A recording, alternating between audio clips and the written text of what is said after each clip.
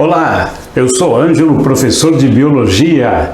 Bem-vindos ao meu canal. Olha, se você fosse um astronauta que estivesse numa missão espacial e fosse para um planeta desconhecido, qual seria a sua primeira atitude ao chegar lá, depois de que você cumprir todas as exigências que são necessárias para desembarcar no outro planeta? Qual seria a sua principal ansiedade ao chegar lá? Você sabe que é um lugar estranho, você sabe que é um lugar em que não se consegue viver como aqui na Terra. Pode ser até que o planeta seja mais ou menos parecido com o que você tem aqui na Terra. Então, qual é a grande busca? O que os pesquisadores, os cientistas têm vontade de encontrar em outro planeta? Bom, eu acredito que seja alguma forma de vida, certo? E é justamente isso que a biologia estuda, as formas de vida. Então, eu quero que você pense na seguinte situação.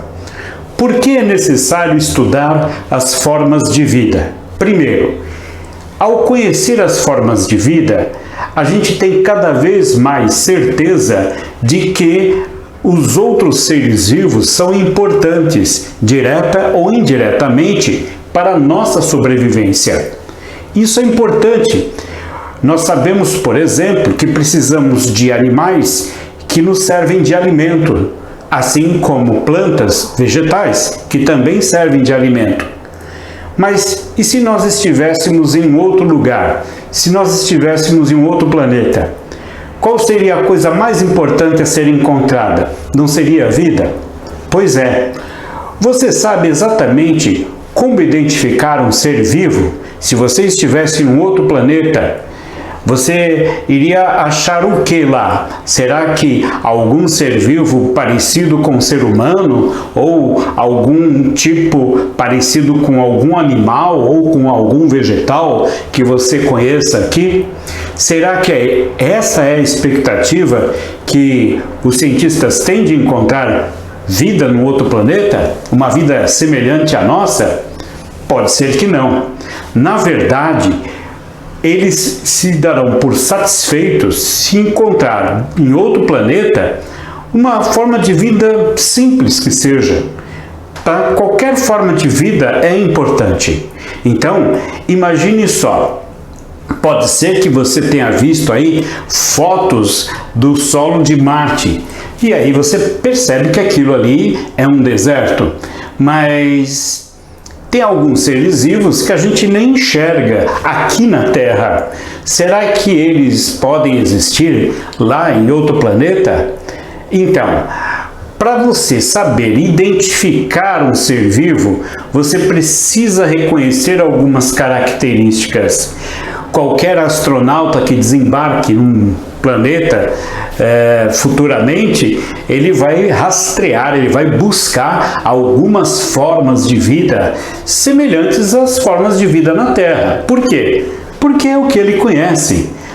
Bom, pode ser que existam formas diferentes daquilo que a gente está acostumado, mas tudo que a gente conhece de ser vivo é baseado naquilo que a gente conhece aqui no nosso planeta. E todo esse conhecimento, ele é desenvolvido pela biologia. Então, eu quero mostrar para vocês algumas coisas importantes relacionadas a esse conhecimento de biologia. Tudo bem? Então, vamos começar a nossa aula número 1 para que essa série se complete e você entenda alguns dos principais tipos ou características que os seres vivos têm e que em qualquer lugar do universo nós vamos sempre procurar por essas características. Acompanhem comigo. Então, vamos lá, vamos ver o que nos aguarda, seja em outro planeta ou aqui na Terra. Olha só, os seres vivos, eles têm uma organização celular. Isso é o que a gente espera, pelo menos Por quê? Porque é isso que a gente encontra nos seres vivos aqui do nosso planeta. Os seres vivos apresentam um corpo, um organismo que é formado por células, ou pelo menos eles têm a célula como a estrutura mais importante, porque alguns seres vivos são unicelulares, ou seja, eles são formados por uma única célula. Agora, existe uma forma de vida que não tem célula, é chamada de acelular, é o caso do vírus. O vírus, ele não tem célula. E tem algumas coisas estranhas que acontecem assim no funcionamento do vírus que fazem com que não exista uma certeza absoluta que o vírus é um ser vivo. Alguns acreditam que sim, outros que não. Mas vamos ver algumas coisas importantes sobre esse tipo de assunto. Primeiro, os seres vivos têm organização celular. Isso é a base de um pensamento chamado de teoria celular, certo? Muito bem. Os vírus não apresentam uma organização celular. O vírus não é igual aos outros seres vivos que a gente conhece. Por isso, a gente tem uma divisão aí de opiniões. Algumas pessoas, estou falando de cientistas, tá? Acreditam que os vírus não são seres vivos. Tudo bem. Agora, existem dois tipos de padrões celulares que você reconhece em todos os seres vivos. As células mais antigas e as células mais recentes, ou modernas, se você preferir. As células mais antigas, elas têm, obviamente, uma estrutura mais simples. Essa estrutura mais simples significa que dentro da célula existem poucas estruturas que fazem ela permanecer viva. Ela é muito simples, ela é muito básica, tá? Então a gente chama esse tipo de procariótica, que é a mais simples. Como mostra aqui esse esquema de bactéria. A bactéria é um procarionte, que na palavra traduzida ao pé da letra quer dizer núcleo antigo ou núcleo primitivo, tá? Então é uma célula que não tem o material genético organizado por uma membrana nuclear, que também é conhecida como carioteca. Então, o material genético, ele fica no citoplasma, diretamente em contato com o citoplasma, certo? E o citoplasma, que é uma área formada por uma substância gelatinosa, que é o hialoplasma, e mais algumas estruturas funcionais. No caso do procarionte, como a bactéria, a cianobactéria, existem ribossomos, que são pequenos orgânulos que servem para fabricar as moléculas de proteína que são necessárias para que a célula funcione, a fábrica de proteínas. Então tem muitos ribossomos, tem material genético, tá? Isso tudo está no citoplasma. Não existe um núcleo e citoplasma. É tudo junto, certo? A única diferença que você pode dizer é que no lugar onde está o material genético, chamar de nucleoplasma. É o que você pode fazer. Muito bem. Aí, parece que para compensar essa ausência de carioteca, que na verdade acaba sendo uma proteção para o material genético, a bactéria pode ter outras camadas de espessuras muito variadas. Então, por exemplo, ela tem uma membrana plasmática, que é comum em toda célula, né? Ela tem uma parede, certo? Uma parede que lhe confere um pouco mais de proteção, e uma cápsula, tá? E isso tudo está em volta do material citoplasmático dela.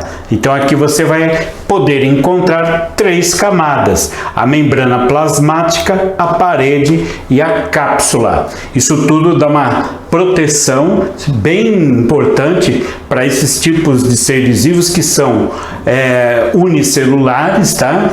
Então elas vivem sozinhas, elas têm que fazer tudo sozinhas, inclusive na reprodução. Ela não precisa de uma outra bactéria, ela pode se reproduzir sozinha, assim como ela também pode se reproduzir usando outras bactérias ou outra bactéria, mas não é uma coisa obrigatória dela. Então a bactéria, ela tem uma estrutura bem simples, portanto é procarionte.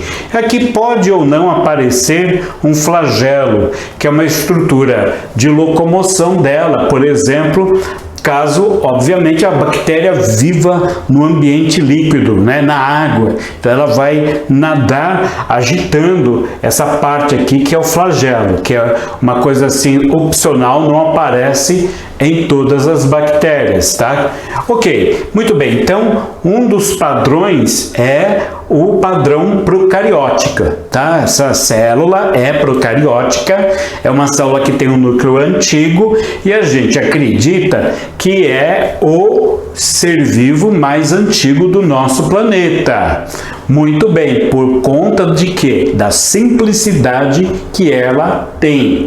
E é justamente um ser simples como esse que se for encontrado em outro lugar do universo, vai ser uma grande descoberta, né, da humanidade. Vai ser a maior descoberta da humanidade. Encontrar um ser vivo, mesmo que seja uma bactéria, em outra parte do universo que não seja no nosso planeta, certo? Então isso aí é uma questão de lógica. O mais simples é o mais antigo, e aí o mais simples, se é o mais antigo, ele surgiu num planeta que não era tão favorável como ele é hoje.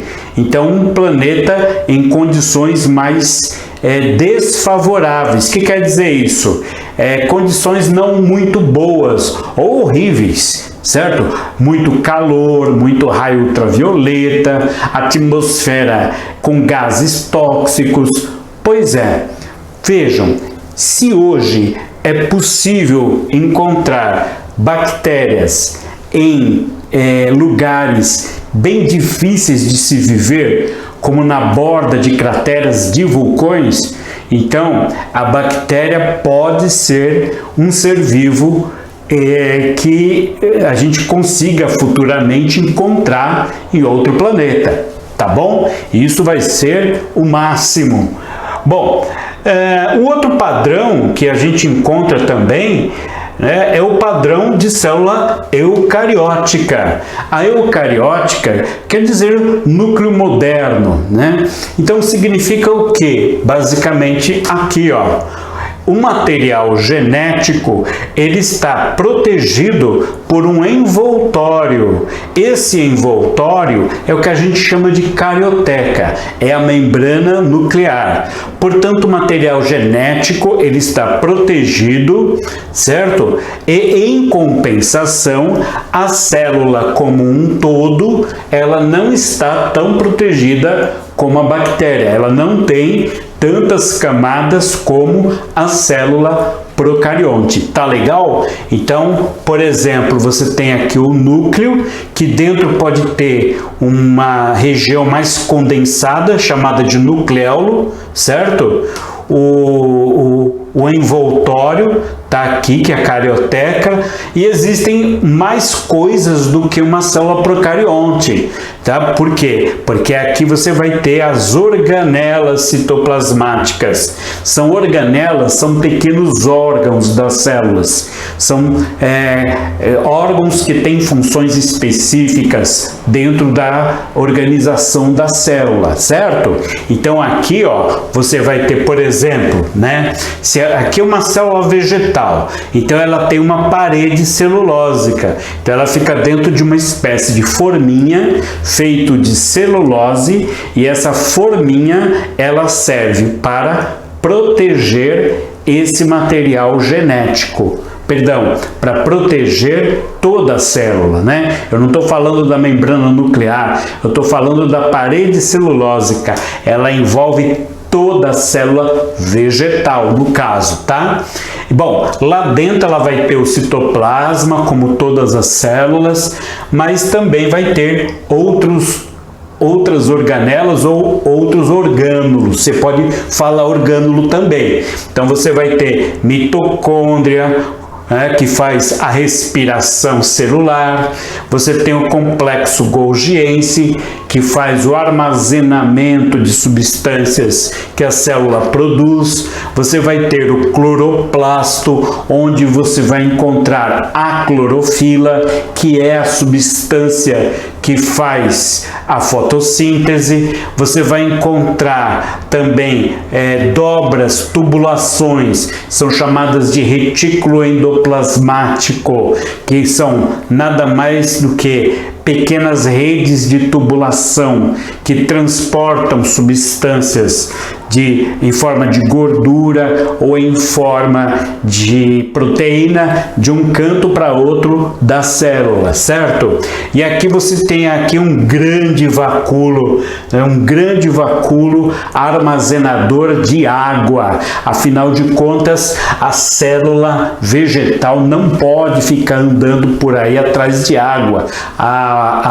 O vegetal não anda, então ele precisa armazenar água dentro de cada uma das suas células em grandes reservatórios, para que ele não dependa tanto assim da chuva, né? Então, quando chover, ele abastece esses reservatórios e dá para que a célula sobreviva com seu suprimento de água até a próxima chuva e assim por diante. Então, isso aqui já é uma célula eucariótica. A diferença entre células, aqui a célula, por exemplo, animal, ela não tem a parede celulósica, certo? Mas ela tem só a membrana plasmática que envolve. Toda célula tem membrana plasmática, toda, não existe. Se falou em célula, tem que ter membrana. A célula, uma ou outra, como as procariontes, podem não ter o quê? Podem não ter a membrana nuclear, mas membrana plasmática todas têm, certo? E aqui, além da célula eucarionte, então, se a gente for comparar com o vírus, tá? É uma exceção à regra. Tá? Eles não apresentam uma estrutura celular, ele é muito mais simples do que isso, certo? Então, você tem aqui um esquema de um vírus, vocês estão bem acostumados a ver esses esquemas, tá? Um vírus, na verdade, quando eu esquematizo um vírus aqui, ele está aberto, ele é na prática uma esfera, por exemplo, né? Pode ser uma esfera ou uma forma globulosa, né? Feita de quê? De proteína, principalmente. Então, tem uma proteína aqui na membrana, tá? A membrana, ele pode ter um envelope formado de proteína e gordura, ou não, certo? Mas ele tem uma cápsula, um capsídeo, que protege o material genético. Então o vírus nada mais é do que uma cápsula que leva um material genético. Esse material genético pode ser DNA, como pode ser RNA. Nunca serão os dois ao mesmo tempo, porém, ou vai ser um ou vai ser outro. Então, no caso, você tem, por exemplo, a proteína S, que é uma glicoproteína, também conhecida como spike, tá? Que é a proteína que faz com que o vírus consiga se aderir à membrana plasmática de uma célula e aí começar a sua invasão, entre aspas, porque o vírus pode não entrar na célula, mas uma coisa que ele vai jogar dentro da célula é seu genoma, que está aqui, ó. Isso aqui parece uma molinha, uma dobradiça, várias dobradiças aqui, ó, tá? Então aqui você vai ter o quê? Proteína, vai ter proteína aqui, ó, de ligação, e o material genético, que no caso desse é o RNA, certo? Como acontece com o vírus, né, SARS-CoV ou o Covid-19, tá? Então aqui, ó, o que acontece? Ele tem um material genético bem simples, que é o RNA, então é um retrovírus, é um vírus mais simples. Tem vírus que tem DNA, aí é um vírus mais complexo, certo? Tem as proteínas que formam aqui, ó, parte desse capsídeo, tá bom? E aí o que acontece? Proteínas de membrana e tudo mais. Então, na verdade, o vírus se resume a um material genético protegido, tá, por proteínas e eventualmente pode ter uma membrana plasmática, né, que aí é um envelope viral. E aí o que vai acontecer? Ele tem essas proteínas aqui por onde ele se adere às células para iniciar a sua forma de vida, que é parasitar as outras células. O vírus é uma estrutura tão simples que ele não sabe fazer sozinho outras coisas que as células fazem. Olha aí, você não está vendo aqui nenhum esquema de organela, certo? Não tem. É como se fosse um material genético ambulante o vírus, certo? Aliás, uma das teorias de formação de vírus diz que ele realmente é feito, ou vamos imaginar o princípio de tudo, onde surgiu o primeiro vírus, onde eles surgem, afinal de contas, né? O primeiro vírus de cada tipo surge de quê? De fragmentos de material genético que escapam de células. Uma ideia, uma hipótese sobre formação de vírus, certo? Então isso aí são características dos vírus. Então, como eles não têm as organelas, eles não sabem fazer suas proteínas, então eles precisam sempre das proteínas, que se usar o equipamento das células, usar as organelas das células para fazer suas proteínas. Por isso que ele tem sempre que estar atrás de uma célula e acaba prejudicando e atrapalhando o funcionamento da célula. Outra coisa que ele não sabe fazer é se reproduzir sozinho. Ele não sabe porque falta coisa nele, então ele usa toda a estrutura da célula para criar novos vírus. Sozinho ele não sabe se reproduzir. É por isso que o vírus sempre precisa de uma célula. A gente chama isso de parasitismo obrigatório. A vida do vírus se resume em entrar numa célula, se reproduzir, sair, depois cada um que sai entra numa outra célula, se reproduz e assim por diante. Por isso que eles causam prejuízos à saúde dos animais e dos seres humanos. Certo? Muito bem. Uma característica importante que eles têm, né? Como eles têm uma molécula, a molécula a coisa mais importante que eles têm, é a molécula de RNA ou de DNA, eles sabem sofrer mutações. Então é por isso que a gente sempre tem que ficar em alerta, que sempre aparecem vírus novos. Tá bom, gente? É isso. Se esse vídeo foi útil para você, dá um like, compartilha. Inscreva-se no meu canal. Até o próximo vídeo. Tchau!